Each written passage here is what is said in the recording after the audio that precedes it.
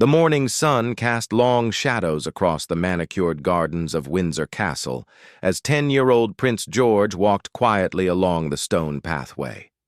His small hands clutched a worn leather journal, the same one his great-grandmother had given him before she passed away.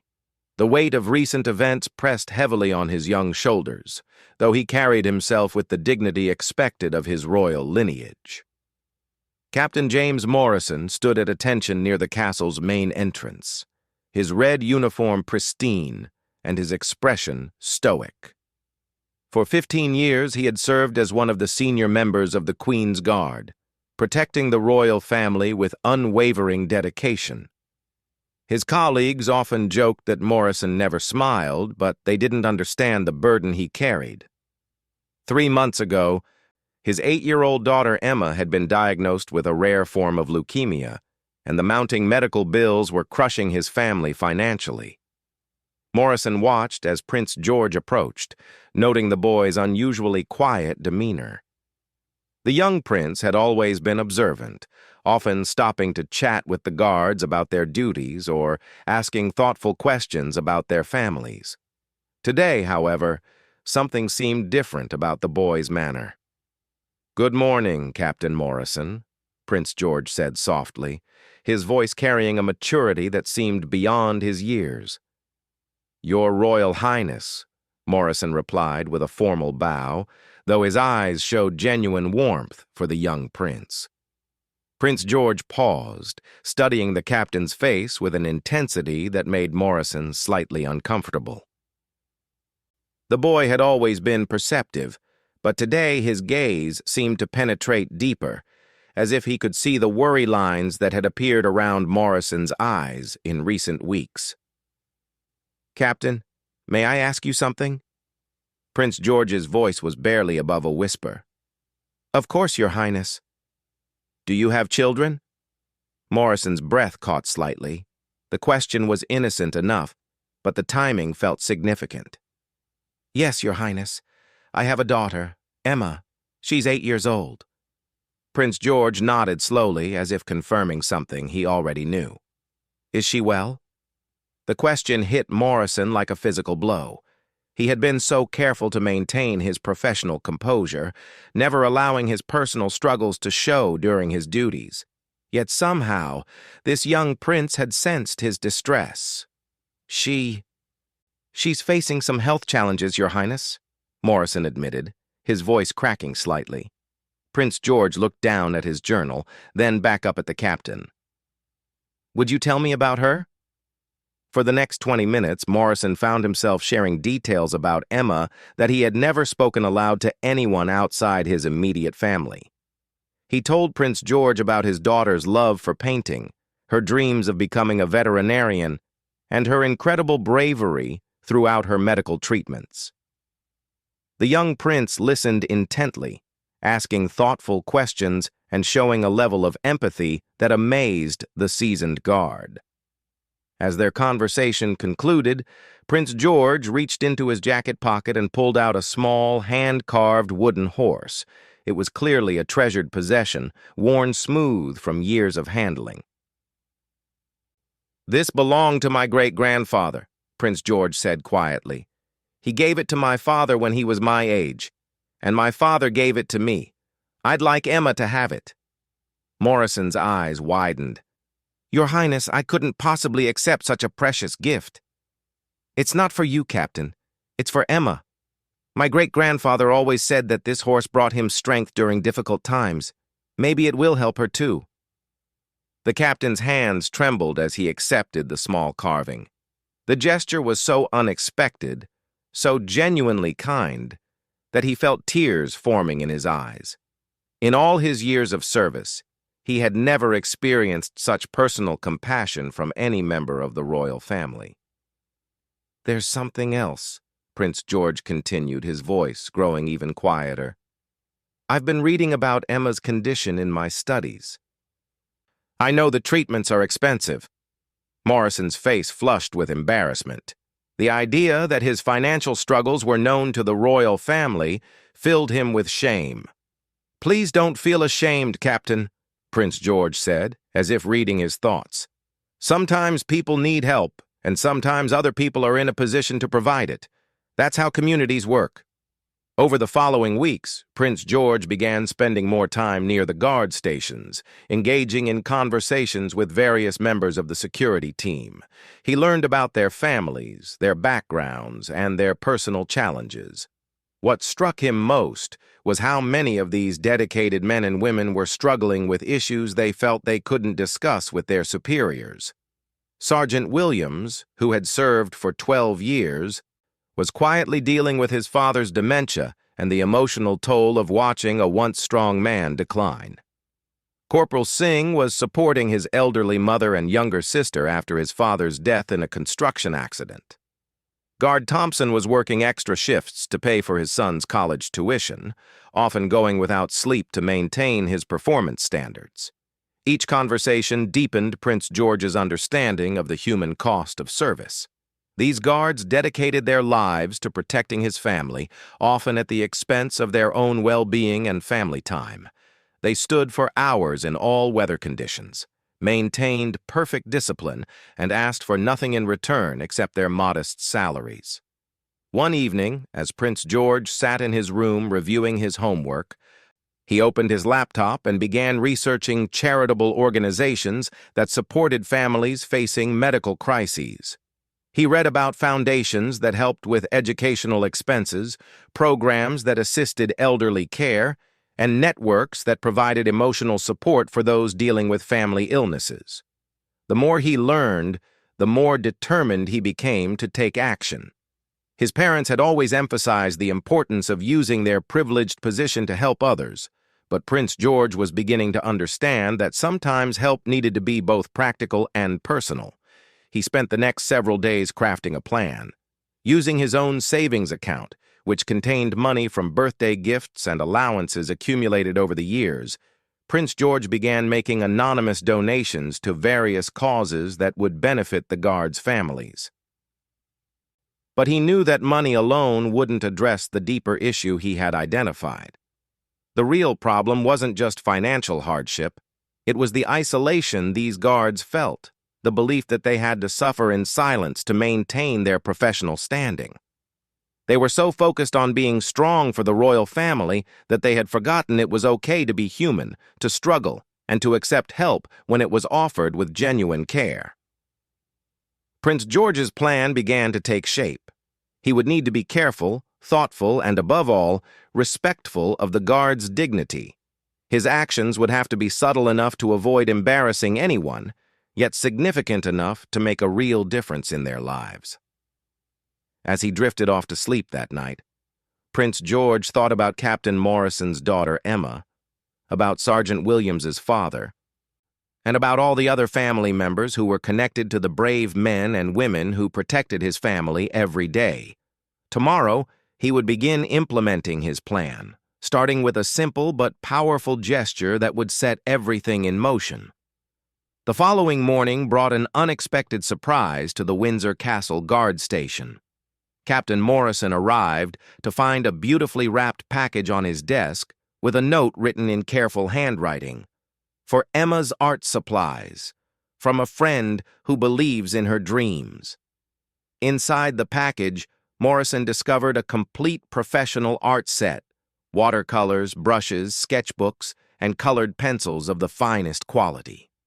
Tucked between the supplies was a small card with a painted rainbow and the words, "Keep creating beautiful things," written in a child's careful script. Morrison's hands shook as he examined the contents. The art supplies were worth several £100, far more expensive than anything he could afford for his daughter during these difficult financial times. But what moved him even more was the thoughtfulness behind the gift.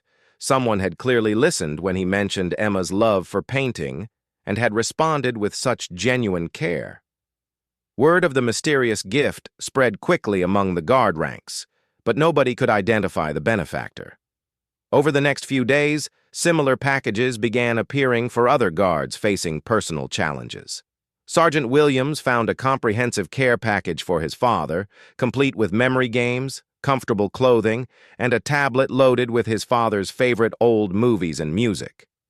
The accompanying note read, "For moments of joy and connection, every memory matters." Corporal Singh discovered an envelope containing information about scholarship programs for his sister, along with application forms that had already been partially completed. Someone had taken the time to research her academic interests and identify the most suitable opportunities. The note simply said, "Education opens doors. She deserves every opportunity." Guard Thompson received a package containing textbooks for his son's engineering courses, along with a prepaid voucher for the university bookstore. The message read, "Investing in the next generation. Your sacrifice is seen and appreciated." Each gift was perfectly tailored to the recipient's specific needs, suggesting that someone had been paying very close attention to their personal circumstances. The guards began discussing these mysterious acts of kindness during their breaks, trying to solve the puzzle of their anonymous benefactor. Prince George watched these developments with quiet satisfaction while maintaining his normal routine of studies and royal duties.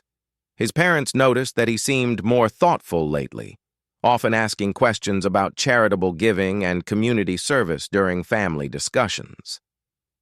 "George, you seem particularly interested in helping others recently," his mother observed during their weekly tea together. "Is there something specific that's caught your attention?" Prince George considered his response carefully. He had always been honest with his parents, but he also understood that sometimes the most powerful help was given quietly, without seeking recognition or praise. "I've been thinking about the people who work to keep us safe," he said finally. "Sometimes I wonder if they need help too, but maybe they don't feel comfortable asking for it." His mother smiled with pride. "That's very thoughtful of you, darling. What do you think we could do to help?" "Maybe we could find ways to show them that we care about them as people, not just as guards. Sometimes people need to know that their struggles matter to someone else." As the weeks passed, Prince George's initiative expanded beyond individual gifts. He began leaving encouraging notes in places where the guards would find them during their shifts. These messages were simple but heartfelt. "Thank you for your dedication. Your service means more than you know, and you make a difference every day." The impact of these small gestures was profound. The guard station, which had always maintained an atmosphere of strict professionalism, began to develop a warmer, more supportive environment. Guards started sharing their concerns more openly with each other, creating an informal support network that hadn't existed before. Captain Morrison became particularly vocal about the positive changes he was witnessing. During a staff meeting, he addressed his fellow guards with unusual emotion. "I don't know who's been looking out for us these past few weeks," he said, his voice thick with gratitude. "But I want you all to know that it's made a difference. My Emma is doing better, partly because she feels supported and loved by people she's never even met. That kind of kindness changes everything." Other guards nodded in agreement, sharing their own experiences with the mysterious acts of kindness they had received.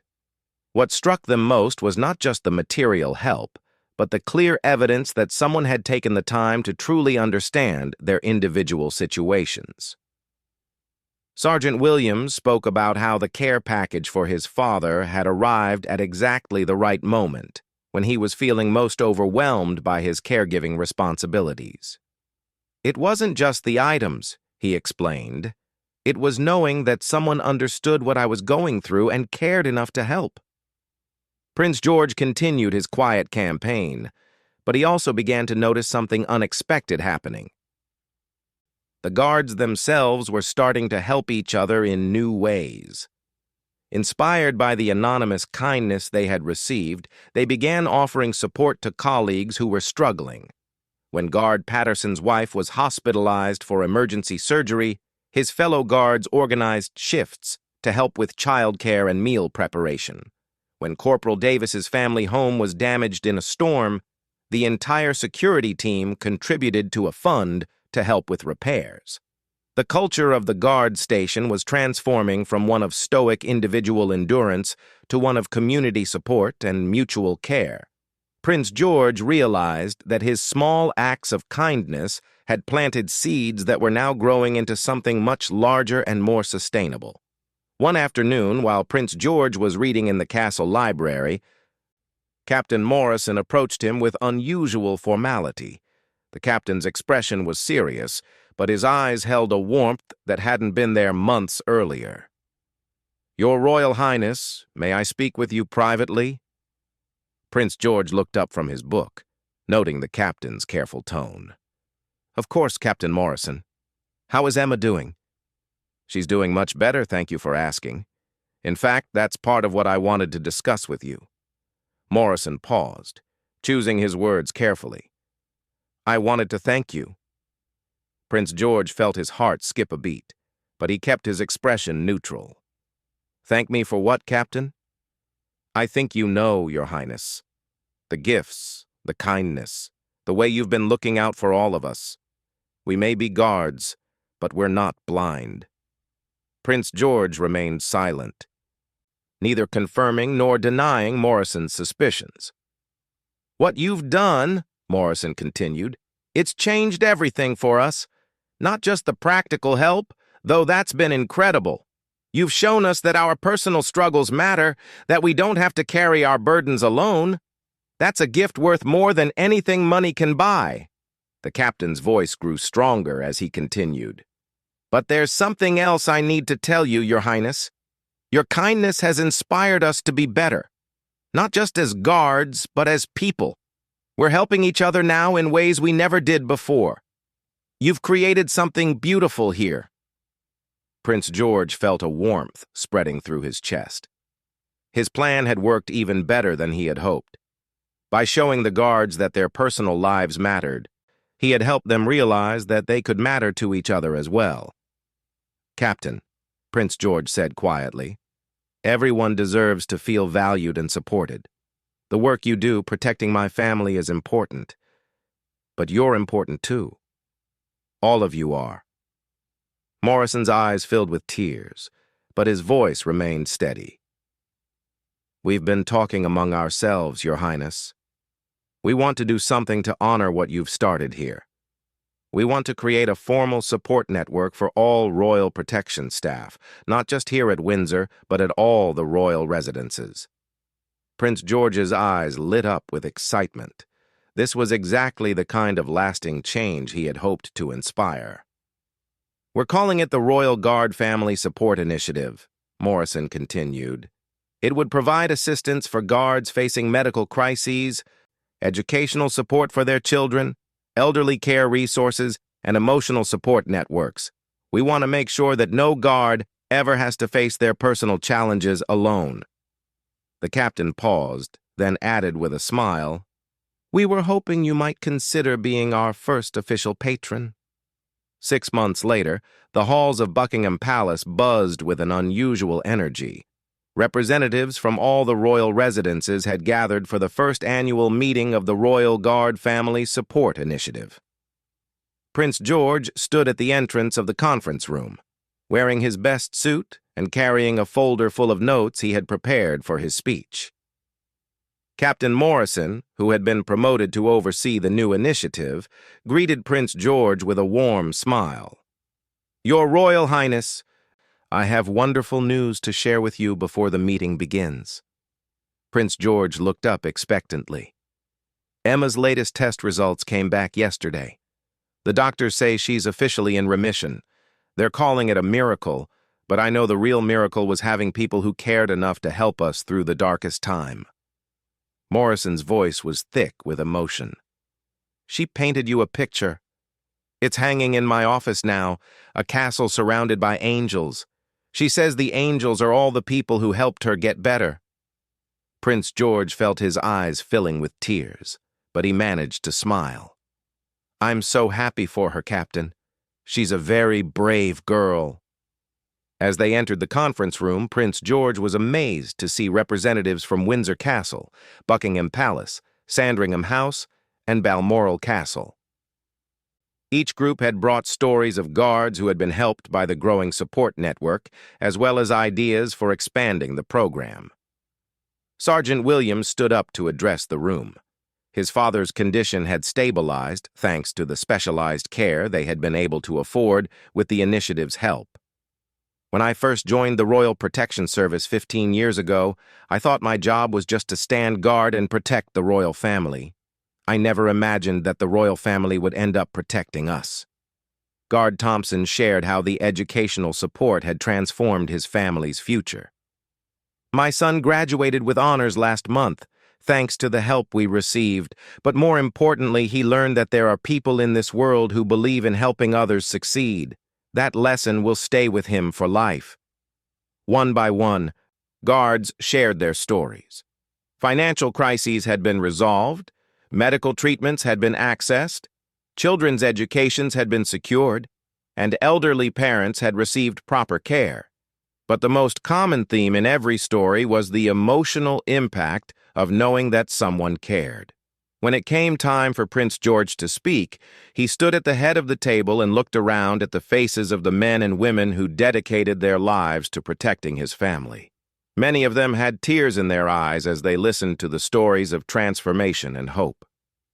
When I first started talking to Captain Morrison about his daughter Emma, Prince George began, his voice clear and confident despite his young age, I wasn't thinking about starting a program or creating an organization.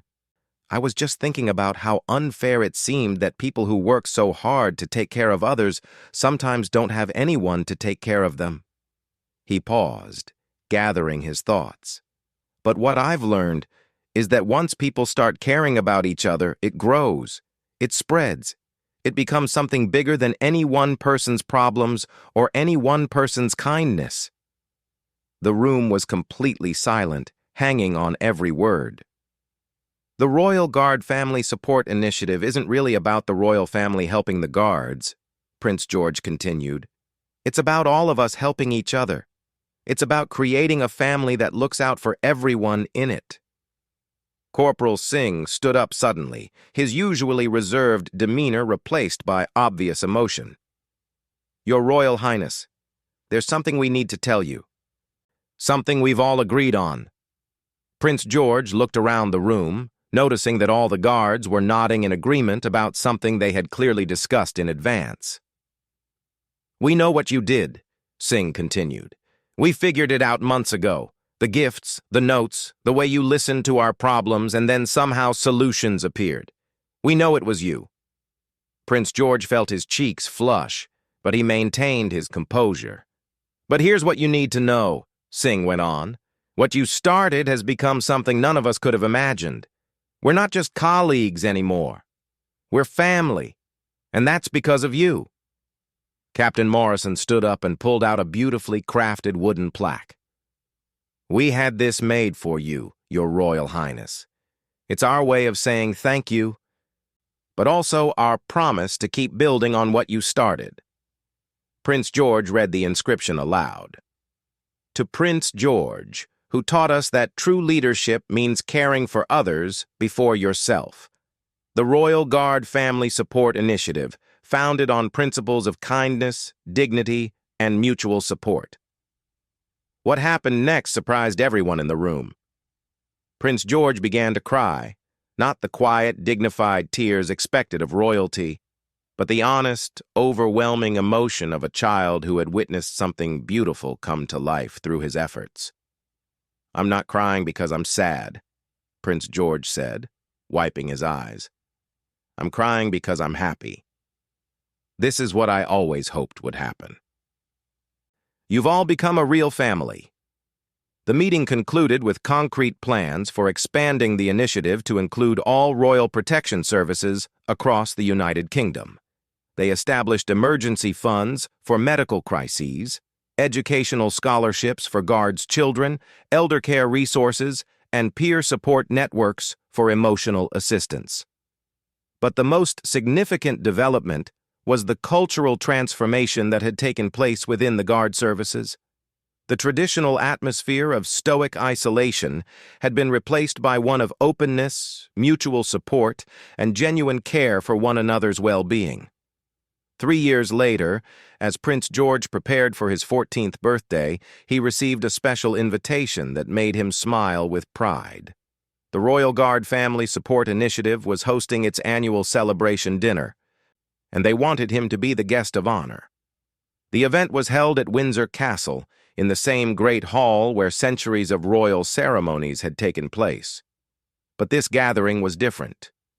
Guards and their families filled the room, children played in corners while their parents shared stories, and elderly relatives sat with dignity at tables decorated with flowers grown in the castle gardens.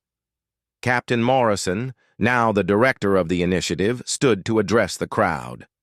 3 years ago, a young prince taught us that sometimes the most powerful thing you can do is simply notice when someone needs help and then quietly provide it. Tonight we celebrate not just the success of our support program, but the transformation of our community. Emma Morrison, now 11 and healthy, approached Prince George with a large canvas covered by a cloth. "I painted this for you," she said shyly. "It's to show you what you've given all of us." When she pulled away the cloth, Prince George saw a beautiful painting of Windsor Castle surrounded by a garden full of different types of flowers. Each flower represented a different family that had been helped by the initiative, and they were all connected by intertwining roots that spread beneath the entire garden. "The roots represent how we're all connected now," Emma explained. "How helping one person ends up helping everyone." As Prince George looked around the room at the faces of the guards and their families, people who had been strangers 3 years ago but were now part of an extended family built on mutual care and support, he realized that his small act of kindness had grown into something far greater than he had ever imagined. The guards who had once stood in silent isolation were now part of a thriving community. Children who might have struggled in school were receiving scholarships and mentorship. Elderly parents were getting proper care. Medical crises were being met with immediate support rather than financial panic. But most importantly, a culture of caring had been established that would continue long after Prince George had grown up and taken on his adult royal duties. The guards would continue to protect the royal family, but they would also continue to protect each other. Later that evening, as the celebration wound down and families began to head home, Captain Morrison approached Prince George one final time. "Your Royal Highness," he said quietly, "I wanted you to know that Emma asked me to give you something." He handed Prince George a small wooden horse, similar to the one the prince had given to Emma years earlier. "She carved it herself," Morrison explained. "She said that since your horse helped her get better, she wanted to make one that would help you remember that sometimes the smallest kindnesses create the biggest changes." Prince George held the small carving carefully, feeling its smooth surface and thinking about the journey that had brought them all to this moment. From one conversation about a sick little girl to a comprehensive support network that had helped hundreds of families, the transformation had been remarkable. As he walked back to his quarters that night, Prince George reflected on the lesson he had learned. True leadership wasn't about giving commands or making grand gestures. It was about paying attention to the people around you, understanding their needs, and finding ways to help them flourish. The guards would continue their silent watch over the royal family, but they were no longer silent about their own needs and struggles. They had learned that asking for help was not a sign of weakness, and that offering help was one of the most powerful things any person could do. Prince George's silent deed had indeed led the guard to step back, not from their professional duties, but from the isolation and stoic suffering that had defined their service for generations. In stepping back from that old way of being, they had stepped forward into something much more beautiful, a community built on compassion, dignity, and mutual care. The young prince smiled as he drifted off to sleep, holding Emma's carved horse and thinking about all the other small kindnesses that were probably happening at that very moment, creating ripples of positive change that would spread far beyond what anyone could imagine.